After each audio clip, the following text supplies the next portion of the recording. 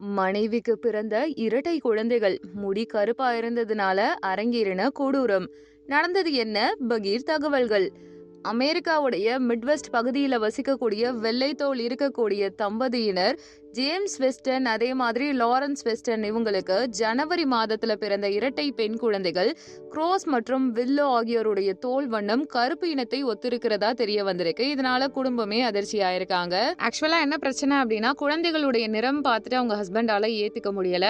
அதுக்கப்புறமா என்ன பண்ணியிருக்காங்கன்னா, டிஎன்ஏ டெஸ்ட் இந்த கலரெல்லாம் வச்சு என்னென்னமோ பிரச்சனை வந்திருக்கு. ஒரு வாரத்துக்கு அப்புறமா மருத்துவ பரிசோதனை முடிவு என்ன சொல்லுதுன்னா, தந்தை ஜேம்ஸ் தன்னுடைய மனைவியுடைய ரகசிய உறவின் காரணமா இந்த குழந்தைகள் உயிரியல் தந்தை இல்லைன்றது புரிய வந்திருக்கு. இந்த சம்பவம் உயிரியல் தந்தையும் உணர்ச்சி தந்தையும் அப்படின்னு வேறுபாடு படுத்தி பல கேள்விகள் எழுப்பியிருக்கு. இரட்டை பெயர் கொண்ட இந்த கதை ஜூலை மாதத்துல தொடங்கி இருக்கு. லாரன்ஸ் உடைய தொலைபேசி அழைப்புல ஜேம்ஸ் தன்னுடைய அலுவலகத்துக்கு வெளியே நிறுத்தி இருக்கிறதா சொல்லியிருக்காங்க. இரட்டை குழந்தைகள் அவங்க சிரிச்சபடி அழுதபடி கூர்னதும் ஜேம்ஸ் மகிழ்ச்சியில மூழ்கி இருக்காரு. ரெண்டு பேருமே வெள்ளைத்தோல் உள்ளவர்கள் அப்படின்றனால அவங்களுடைய குடும்பத்துல ஆப்பிரிக்கா இல்லைன்னா ஆப்பிரிக்க கரீபியன் வம்சாவளியை சேர்ந்த தோற்றம் எதிர்பார்க்கப்படல. 5 ஆண்டுகள் திருமண வாழ்க்கை நடந்து வந்த இந்த சூழ்நிலையில இந்த தம்பதியினருடைய இந்த குழந்தை இவங்களுடைய உறவு அது எல்லாமே பெரிய பிரச்சனையா இப்ப மாறிடுச்சுன்னே சொல்லலாம். 14 மணி நேரம் பிரசவ வலியை தாங்கி குழந்தைய பெத்தெடுத்திருக்காங்க அந்த தம்பதி. பிறந்த உடனே என்ன பிரச்சனைனா, குழந்தையோட கலர் நல்லாவே தெரிஞ்சிருக்கு, கருப்பா இருக்க மாதிரி இருந்திருக்கு.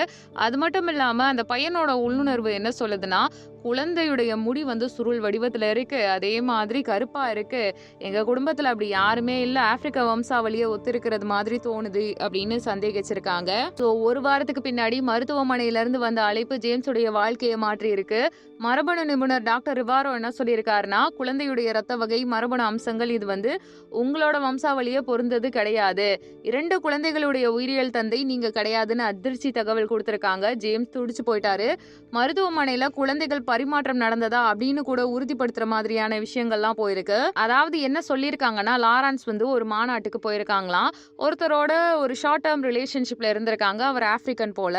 ஸோ இதை பத்தி மறைக்க அவங்க நினைச்சிருக்காங்க. பட் என்ன பிரச்சனையா இருக்குன்னா, கடைசி நிமிஷத்துல அவங்க வாழ்க்கையவே திருப்பி போடுற மாதிரியான ஒரு விஷயம் நடந்திருக்கு.